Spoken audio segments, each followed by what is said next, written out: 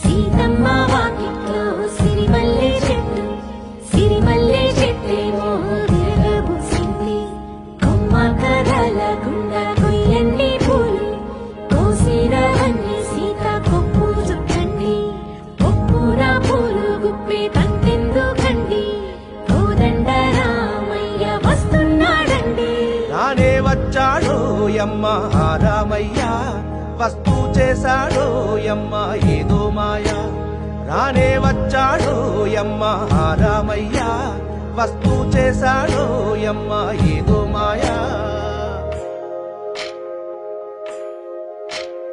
సీతకి